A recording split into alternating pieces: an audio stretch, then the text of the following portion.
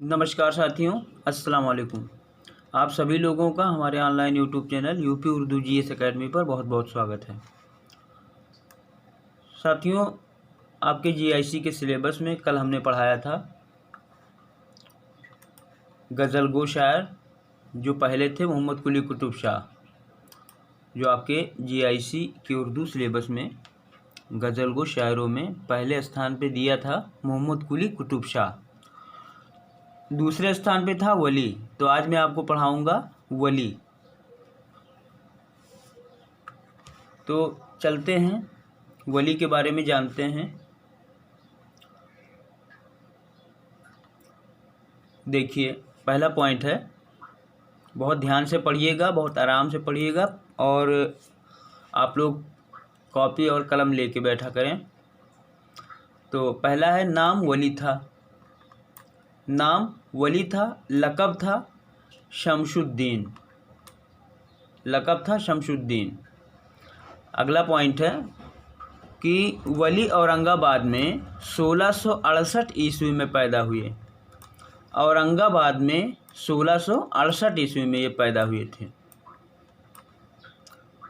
फिर इन्हीं के बारे में है कि वली का इंतकाल 1720 ईस्वी और 25 ईस्वी के दरमियान, कन्फर्म नहीं पता है, लिखा है वली का इंतकाल 1720 ईस्वी और 1725 ईस्वी के दरमियान अहमदाबाद में हुआ, क्योंकि इनके एक हम असर शायर फ़राती ने अपनी एक तवील नज़म मस्मा मरातुल महशर, इनका एक जो हम असर शायर था, उसने अपनी एक तवील नज़म मस्मा में मरातुल महशर में इस वक्त के मरहूम शोरा का जिक्र किया है, जिसमें वली का नाम शामिल नहीं है। अगला पॉइंट है, अहले दक्कन के मुताबिक वली मोहम्मद का वतन औरंगाबाद और अहले गुजरात के मुताबिक अहमदाबाद था। देखिए, अहले दक्कन के मुताबिक वली मोहम्मद का वतन औरंगाबाद था और अहले गुजरात के मुताबिक अहमदाबाद था। फिर अगला पॉइंट है कि वली के वालिद का नाम शरीफ मोहम्मद था। वली के वालिद का नाम शरीफ मोहम्मद था। अगला पॉइंट है कि वली ने शेख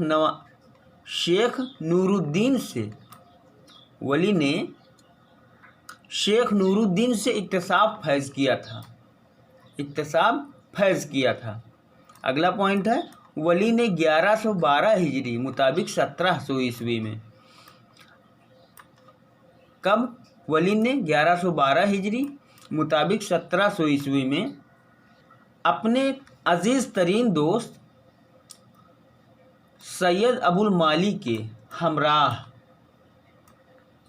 दिल्ली का सफ़र किया था और यहाँ सैयदुल्ला गुलशन से मुलाकात की थी। ठीक, फिर से इस लाइन को पढ़ते हैं कि वली ने 1112 हिजरी मुताबिक 1700 ईस्वी में अपने अजीज़ तरीन दोस्त सैयदुल माली के हमराह दिल्ली का सफ़र किया था और यहाँ सैयदुल्ला गुलशन से मुलाकात की थी। फिर है कि वली मुगलिया बादशाह औरंगज़ेब के अहद में दिल्ली गए थे। पूछा जा सकता है कि वली, देखो जहाँ जहाँ इम्पोर्टेंट है वहाँ मैं बताऊँगा आपको। वली मुगलिया बादशाह औरंगज़ेब के अहद में दिल्ली गए, तो ये पूछा जा सकता है कि वली दिल्ली कब गए, किसकी अहद में, तो आप कहेंगे वली मुगलिया बादशाह औरंगज़ेब के अहद में दिल्ली गए। तो अगला पॉइंट है कि पूछा जा सकता है वली कितनी बार दिल्ली गए, तो इसमें लिखा हुआ है, देखिए, वली सिर्फ एक बार दिल्ली गए। वली सिर्फ एक बार दिल्ली आए थे। अगला पॉइंट है, सैयदुल्ला गुलशन ने वली को 2 मशवरे दिए थे। अब कौन कौन मशवरा दिया था? सैयदुल्ला जो गुलशन थे, उन्होंने वली को 2 मशवरे दिए थे। पहला, दक्कनी अल्फाज का इस्तेमाल, पहला फिर से पढ़िएगा कि दक्कनी अल्फाज का इस्तेमाल कम करो और उनकी जगह फ़ारसी के शेरी अल्फाज का इंतखाब करो। पहला तो ये हो गया मशवरा। 2 मशवरे दिए थे। पहला है दक्कनी अल्फाज का इस्तेमाल कम करो और उनकी जगह फ़ारसी शेरी अल्फाज का इंतखाब करो। और दूसरा क्या है, फ़ारसी शायरी में जो मज़ामीन मौजूद हैं उन्हें अपनी ज़ुबान में अदा करो। ये 2 मशवरे सैयदुल्ला गुलशन ने वली को दिया था। पूछा जा सकता है कि सैयदा गुलशन ने वली को कितने मशवरे दिए थे, या स्टेटमेंट दे दिया जाएगा और पूछ लिया जाएगा। तो अगला पॉइंट है कि उर्दू गज़ल की रवायत के बरखिलाफ वली ने अपनी महबूबा को औरत मानकर मुखातिब भी किया है। फिर से इस लाइन को पढ़ते हैं कि उर्दू गज़ल की रवायत के बरखिलाफ वली ने अपनी महबूबा को औरत मानकर मुखातिब भी किया है और औरत को आशिक के रूप में भी पेश किया है। तो ये सब ज़रूरी चीज़ें हैं। 1719 में वली का दीवान दिल्ली आया। पूछा जा सकता है, ये इम्पॉर्टेंट लाइन है कि 1719 में वली का दीवान दिल्ली आया। अगला पॉइंट है कि 1719 में वली का दीवान दिल्ली आने से दिल्ली में उर्दू शायरी का बाकायदा आगाज़ हुआ। जब वली का दीवान दिल्ली आया 1719 में, तभी उर्दू शायरी का बाकायदा आगाज़ जो है दिल्ली में हुआ। तो अगला पॉइंट है कि इस वक्त दिल्ली का सूबादार मोहम्मद यार खां था।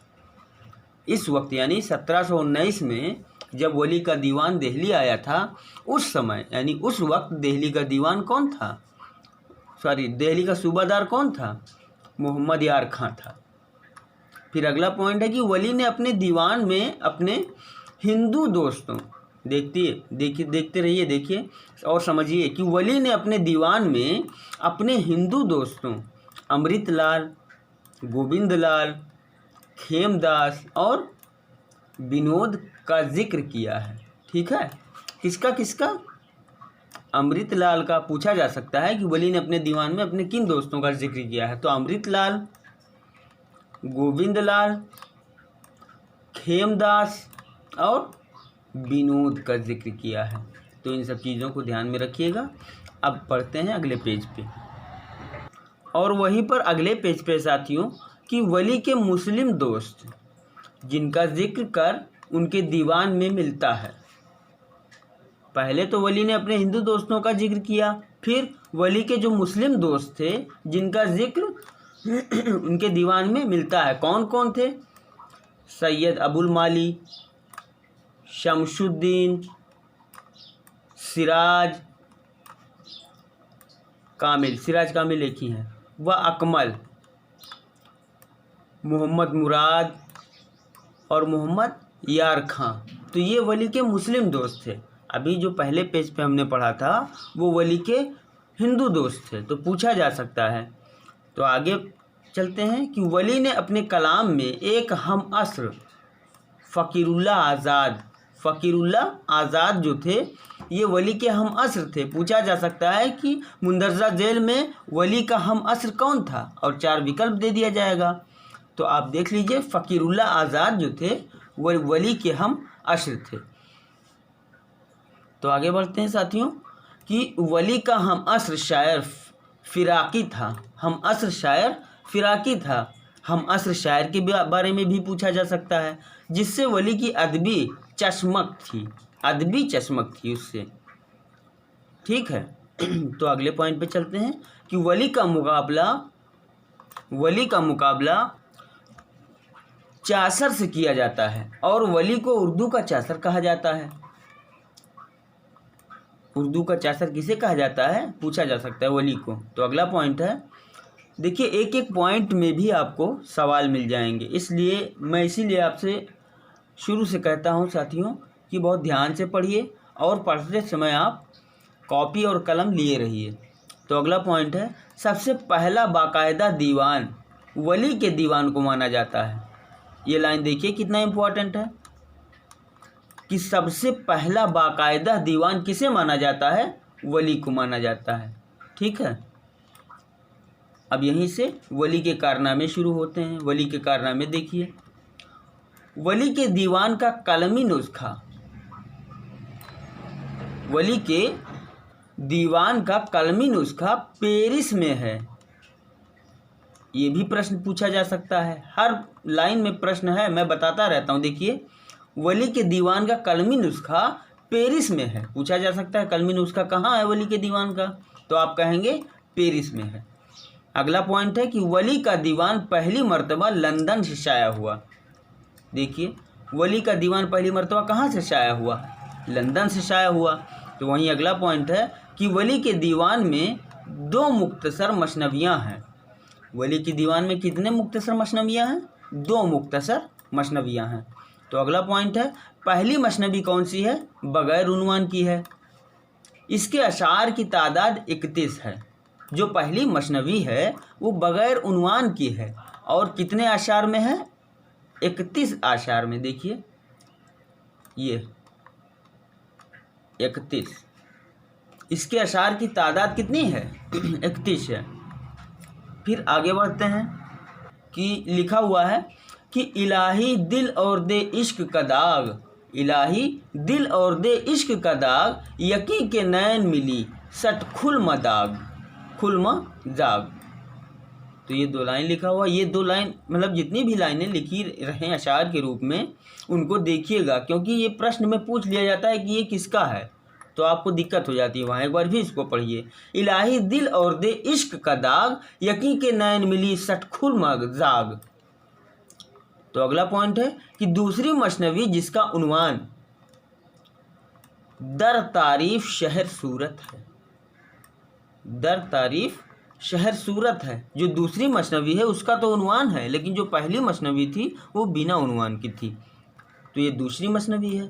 तो अगला पॉइंट है इस मसनवी में सूरत की तारीफ़ की गई है। इसकी सूरत की तारीफ़ की गई है और यह मसनवी 47 अशार पर मुश्तमिल है। पहली मसनवी जो थी वो कितने अशार पर थी, उनके अशारों की संख्या कितनी थी, तादाद 31 थी। और दूसरी मसनवी जो है वो उन्वान के साथ में है, दर तारीफ शहर सूरत। इसमें सूरत की तारीफ़ की गई है और ये 47 अशार पर मुश्तमिल है।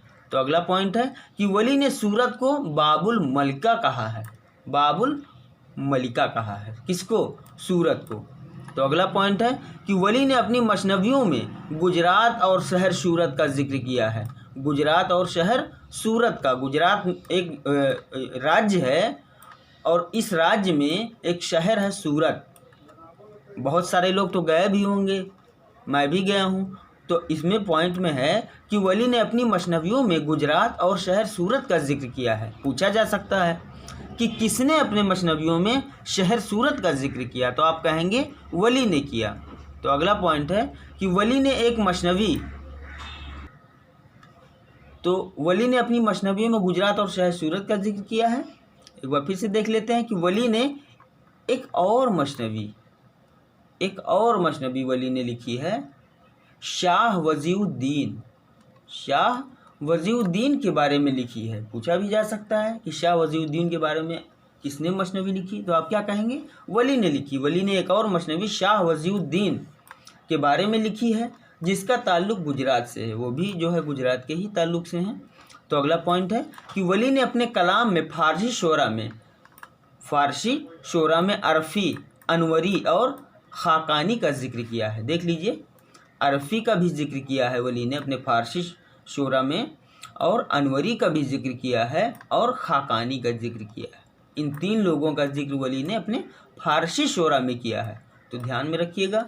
अगला पॉइंट है कुल्लियात वली। इसमें क्या है देखते हैं। कुल्लियात वली में 6 कसायद हैं, तमाम कसायद मजहबी हैं। अब वली के बारे में जितनी जानकारी मिलती है सारी जानकारी आपको नोट कर लेनी चाहिए। तो अगला ये पॉइंट है कि कुल्लियात वली में 6 कसायद हैं, तमाम कसायद कैसे हैं, मजहबी हैं। तो अगला पॉइंट है कि वली का सिर्फ एक कसीदा खिताबिया है, एक कसीदा खिताबिया है जो हज़रत मीर मोहिउद्दीन की मदह में है। बाकी 5 तमहीदिया कसीदे हैं। एक कसीदा इनका खिताबिया है जो हज़रत मीर मोहिउद्दीन की मदह में है, बाकी जो 5 कसीदे हैं वो तमहीदिया कसीदे हैं।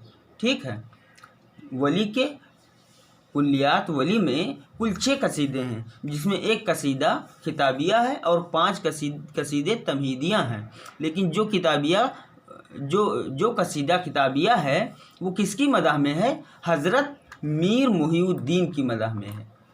तो अगला पॉइंट है कि कुल्लियात वली में 3500 अशार हैं। पूछा जा सकता है, ऊपर वाले पॉइंट से भी पूछा जा सकता है कि वली का जो किताबिया कसीदा है, पहले तो यही हो गया कि वली के कुल कितने कसीदे हैं, तो 6 कसीदे हैं। तो 6 कसीदों में कौन सा कसीदा किताबिया है और जो किताबिया कसीदा है वो किसकी मदह में है, ये पूछा जा सकता है। तो अगला पॉइंट है कि कुल्लियात वली में कितने अशार हैं? 3500 अशार हैं।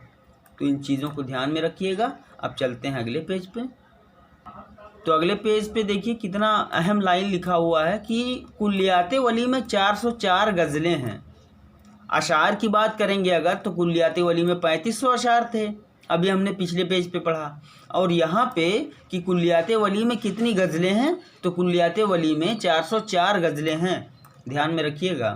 तो अगला पॉइंट है कि कुल्लियात वली में 26 रबायात हैं। 26 रबायात हैं, ये भी चीज़ें ध्यान में रखिएगा। तो अगला पॉइंट है वहीं पे कि वली ने एक फ़ारसी रिसाला नूरुल मुअर्रफ के नाम से भी लिखा था। फ़ारसी रिसाला था ये, जो तसव्वुफ़ से मुताल्लिक नहीं है, बल्कि यह एक मदरसा हिदायत बख्श नामी की तारीफ़ में है। ये मुदर्रिस है। तो फिर से इस लाइन को पढ़ेंगे कि वली ने एक फ़ारसी रिसाला नूरुल मुअर्रफ के नाम से भी लिखा था, जो तसव्वुफ़ से मुताल्लिक नहीं है, बल्कि ये एक मुदर्रिस हिदायत बख्श नामी की तारीफ़ में है।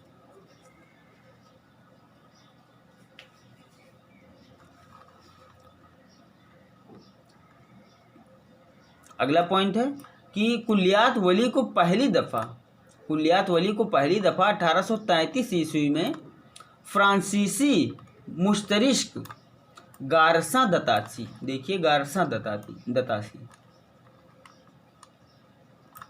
ये इतना मशहूर नाम है कि लगभग कई जगह आया है।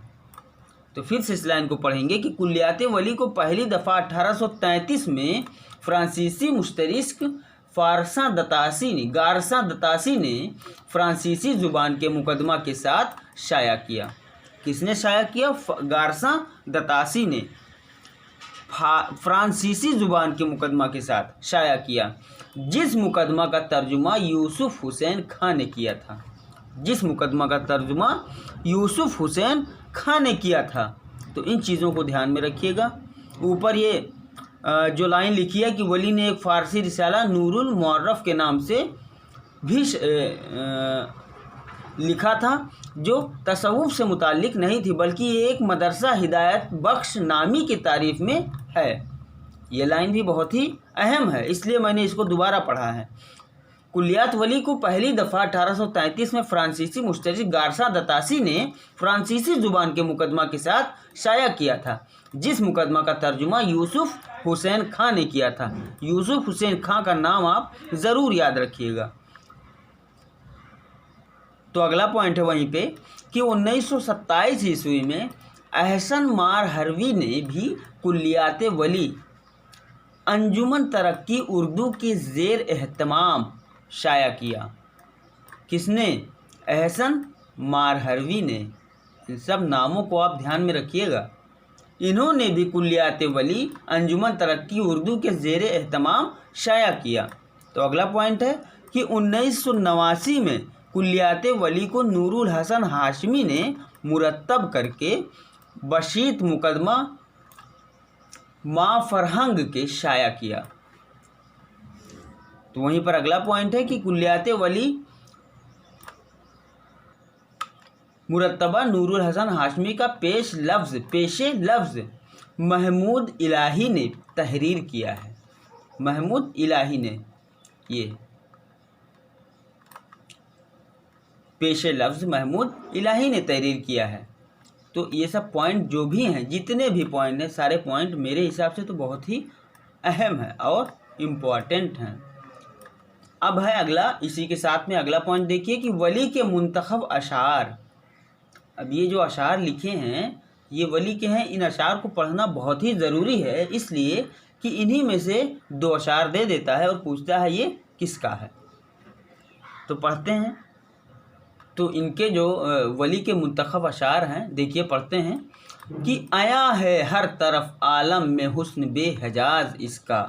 फिर से पढ़िए कि आया है हर तरफ आलिम में बेहुस्न बेहजाज इसका, बगैर अज़दीदा हैरान नहीं जग में नकाब इसका। 2 लाइन दे के पूछा जा सकता है कि किसका है, तो वही चीज़ है कि पढ़िए। हम पढ़ रहे हैं, आप सुनिए और आप भी पढ़िएगा। इसका जो मैं PDF अपने Telegram channel UP Urdu GS centre पे सेंड कर दूंगा। और साथियों, जो लोग यूपी उर्दू से GS सेंटर हमारे टेलीग्राम चैनल से नहीं जुड़े हैं, वो उनसे मैं गुजारिश करूंगा कि वो हमारे टेलीग्राम चैनल से जुड़ जाएं। टेलीग्राम पे जब जाएंगे तो वहाँ लिखेंगे यूपी उर्दू GS सेंटर, तो 2 चैनल आएंगे, दोनों ही हमारे चैनल हैं, उससे आप जुड़ें। वहाँ पे समय समय पर PDF में भेजता रहता हूँ। तो अगला अशार है कि शुगल बेहतर है इश्कबाजी का, क्या हकीकी व क्या मिजाजी का, मत गुस्सा के शाले सो जलते कोई जलाती जा, टुक महर के पानी सो तू आग बुझाती जा। फिर है कि क्या मुझ इश्क ने जालिम को आब आहिस्ता आहिस्ता, क्या मुझ इश्क ने जालिम को आब आहिस्ता आहिस्ता, कि आतिश गुल को करती है गुलाब आहिस्ता आहिस्ता। आतिश गुल को करती है गुलाब आहिस्ता आहिस्ता। फिर है मुफलिसी सब बहार खोती है, मुफलिसी सब बहार खोती है, मर्द का एतबार खोती है। जिसे इश्क का तीर कारी लगे, जिसे इश्क का तीर कारी लगे, इसे ज़िंदगी क्यों न भारी लगे। खूब रूं खूब काम करते हैं, यक निगाह में गुलाम करते हैं। तू मर से कदम तक तलक झलक में, गोया है कसीदा अनवरी का। तो ये जो अशार लिखे हैं ये अशार आप लोग भी पढ़िएगा। इन्हीं अशारों में से 2 लाइन दे देगा और पूछ लेगा कि ये किसका है, तो आप वहाँ पर नहीं पढ़े रहेंगे साथियों, तो फंस जाएंगे। फिर है वली के मुतालिक मुख्तलिफ आरो ख़यालात, ये भी बहुत ही ज़रूरी हैं। वली के मुतालिक मुख्तलिफ आरो ख़यालात। देखिए पहला पॉइंट है कि मोहम्मद हुसैन आज़ाद ने वली को उर्दू शायरी का बाबाए आदम कहा है। अब ये पूछ लेगा स्टेटमेंट देकर कि किसने कहा है, तो आपको क्या बताना है कि मोहम्मद हुसैन आज़ाद ने कहा है। क्या कहा है कि वली को उर्दू शायरी का बाबाए आदम कहा है मोहम्मद हुसैन आज़ाद ने। तो अगला पॉइंट है, तो अगले पॉइंट में मोहम्मद हुसैन आज़ाद ने फिर कहा है, मोहम्मद हुसैन आज़ाद ने तो पहले ऊपर वाली लाइन में ये कहा कि वली जो हैं वो उर्दू शायरी के बाबा आदम हैं, और फिर मोहम्मद हुसैन आज़ाद क्या कहते हैं नीचे सेकंड लाइन में देखिए कि मोहम्मद हुसैन आज़ाद ने वली को उर्दू शायरी में वही मकाम दिया है जो अंग्रेज़ी शायरी में चाशर और फ़ारसी शायरी में रुदकी को हासिल है। कौन कहते हैं? मोहम्मद हुसैन आज़ाद कहते हैं। तो अगला पॉइंट है, बकौल आज़ाद वली ने एक ज़ुबान को दूसरी ज़ुबान से ऐसा बेमालूम जोड़ लगाया कि आज तक। और अगले पेज पे है साथियों, तो इस लाइन को एक बार फिर से पढ़ते हैं, उसके बाद अगले पेज पे चलते हैं। बकौल आज़ाद यानी मोहम्मद हुसैन आज़ाद की बात हो रही है। बकौल आज़ाद वली ने एक ज़ुबान को दूसरी ज़ुबान से ऐसा बेमालूम जोड़ लगाया कि आज तक ज़माने ने कई पलटे खाए, मगर पेबंद में जंबिश नहीं आई। ये भी आज़ाद ने ही कहा है। वहीं अगला पॉइंट है कि वली आइंदा 200 साल की निज़ाम शमसी का वो सूरज है।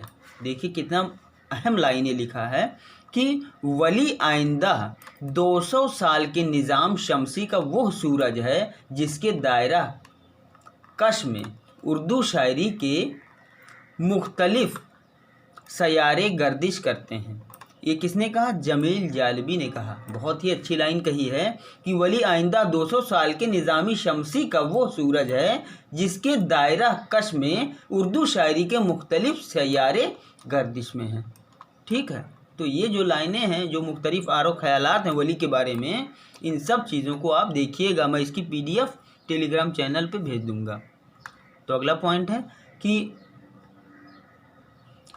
मीर ने वली को मुस्लिमुल सबूत उस्ताद करार दिया है। क्या कहा है? मुस्लिमुल सबूत उस्ताद करार दिया है। किसने? मीर ने। पूछा जा सकता है मीर ने वली के बारे में क्या कहा है, या वली को मुस्लिमुल सबूत उस्ताद करार किसने दिया है। 4 विकल्प दे दिए जाएंगे तो आपका जवाब होगा मीर ने कहा है। फिर मीर ने क्या कहा? मीर ने वली को रेख्ता का उस्ताद कहा है।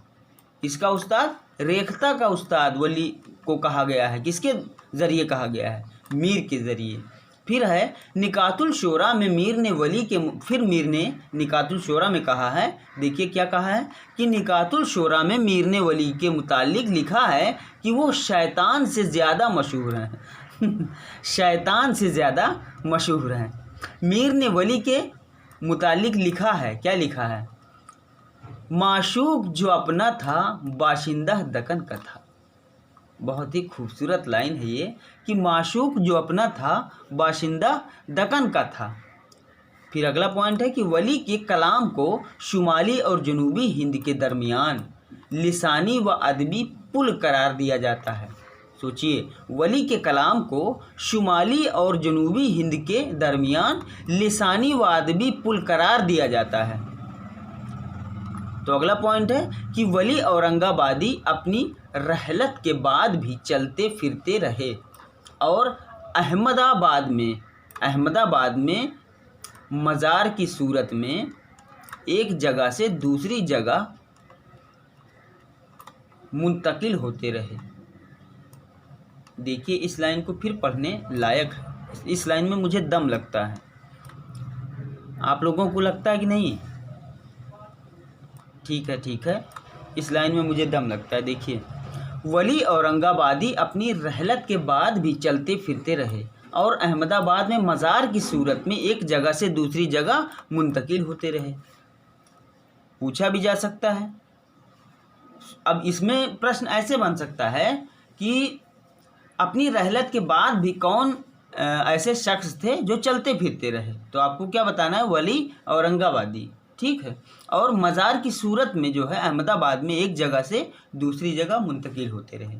तो ये वली जो औरंगाबादी थे, वली औरंगाबादी, इनके बारे में ये पूरी कहानी हो गई समाप्त। तो ये आपके गज़लगो शायर थे। कल हमने आपको बताया था मोहम्मद कुली कुतुब शाह, और आज हो गए वली औरंगाबादी। इस तरह से आपका सिलेबस इंशाअल्लाह ताला ख़त्म हो जाएगा। पूरा सिलेबस मैं ख़त्म करूँगा। इस चीज़ के लिए आप निश्चिंत रहिए, इस चीज़ के लिए आप बिल्कुल निश्चिंत रहें। मैं आपका पूरा सिलेबस ख़त्म करवाऊँगा। ठीक है, बिल्कुल निश्चिंत रहें। मैं आपको ये वादा करता हूँ आपसे। तो वली औरंगाबादी के बारे में ये था जो ख़त्म हो गया। और आप लोगों से ये गुजारिश मेरी हमेशा रहती है साथियों की, जो है जब आप पढ़िए तो कॉपी और पेन लेके बैठिए और वहीं से आप नोट्स बनाते रहिए। अगर नोट्स बन जाएगा एक अच्छा, तो आपका वो नोट्स TGT PGT में भी काम आएगा, क्योंकि TGT PGT का सिलेबस तो छोटा होता है, जबकि आपके GIC का सिलेबस थोड़ा ज़्यादा बड़ा है TGT PGT सिलेबस से। तो जब GIC का सिलेबस कंप्लीट हो जाएगा तो उसी में तो TGT PGT भी हो जाएगा, LT का भी उसी में। एक आध जो है अरक फ़र्क नहीं कह सकते हैं, लेकिन लगभग समान रहता है। और आप सभी लोगों से ये भी गुजारिश है साथियों कि हमारे इस चैनल को जिन साथियों ने या जिन भाई बहनों ने अगर सब्सक्राइब नहीं किया है तो सब्सक्राइब कर लें, और साथ ही साथ जो है इसका प्रसार करें। मतलब अपने से आप शेयर भी करें, बहुत सारे दोस्तों के पास आप शेयर कर सकते हैं। शेयर करिए, वो भी पढ़ेंगे, वो भी देखेंगे, वो भी सब्सक्राइब कर लेंगे। तो आप सभी लोगों से यही गुजारिश मेरी रहती है। तो इसी के साथ ये जो है वली औरंगाबादी जो टॉपिक था हमारा वो ख़त्म हुआ। अब इसके बाद दर्द पढ़ाएंगे। दर्द का नंबर आता है तीसरे पे। तो वो भी पढ़ा देंगे आपको। और आज संडे है, इंशाल्लाह ताला आज ही पढ़ा देंगे।